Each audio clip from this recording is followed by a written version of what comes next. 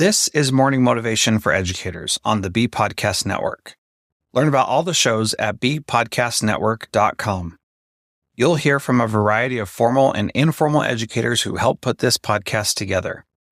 If you'd like to contribute your voice to this show, please go to morningmotivationedu.com to apply.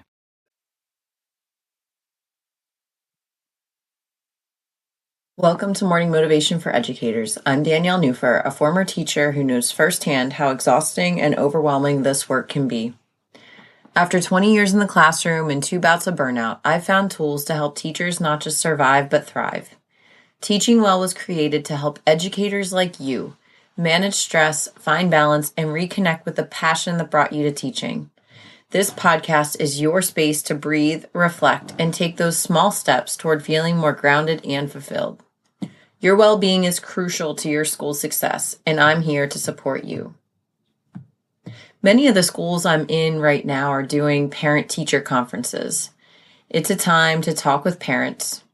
The honeymoon phase of the school year is over, and everyone is moving into that second trimester or quarter. It's a great moment to connect and make some plans for how to move through the next few months before we arrive at mid-year. And I want to offer you, each of you, that same gift. It's okay to start again. Simply begin again.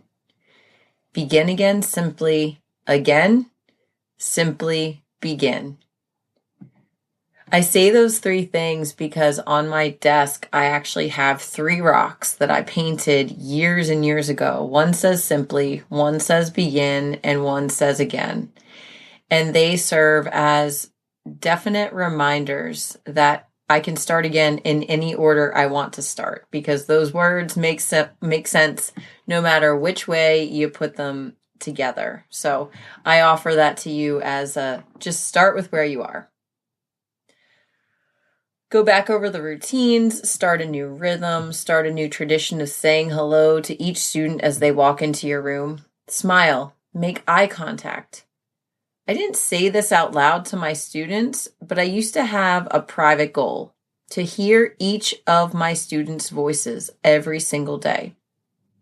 Sometimes it was just a little grunt when they walked in. Sometimes it was a quick yes or no when I asked if they had a good weekend. Sometimes it was a whole conversation about a video game release that kept them up all night. It didn't really matter what the interaction was. I just wanted each kid to have a touch point. I wanted to make sure there was always a relationship in progress. And some days were better than others. Some days I was so harried and running around that I didn't get a check-in. Sometimes I'd find myself chasing a really quiet kiddo out of the room saying, "Hey, Josh, I didn't get to see your face today. How are you?"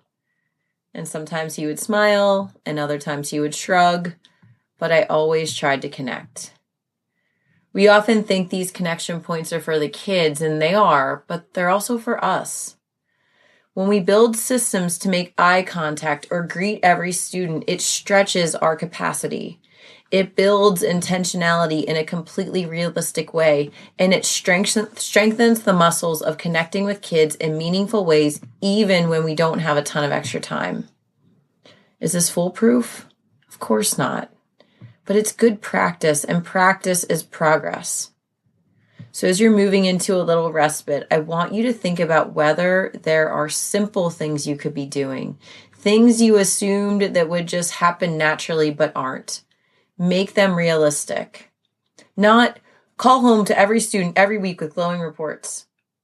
But maybe it's calling 2 parents a week and smiling at or making eye contact with every student in one of my classrooms. Write it down. Simply begin again. Begin again simply. Again, simply begin. Our students don't need perfection, they need progress. You may have had all the good ideas in the world, but on our busiest days, we also need small, achievable moments, tiny practices we can build on day after day while still doing everything else we're tasked with. And if at the end of the day, nothing else feels like it went right, but you managed to connect with most of your students in a real way, then I'm going to venture to say a whole heck of a lot went right that you didn't even realize.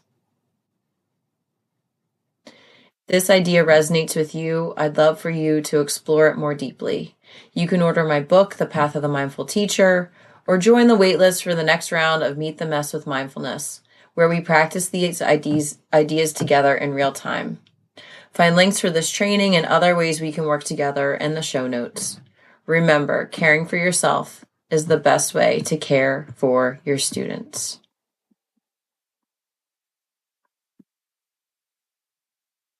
Thanks for listening. And whatever role you have in education, we have a podcast for you at bpodcastnetwork.com. Who among your friends and colleagues needs to hear this message today? Please share it with them right now.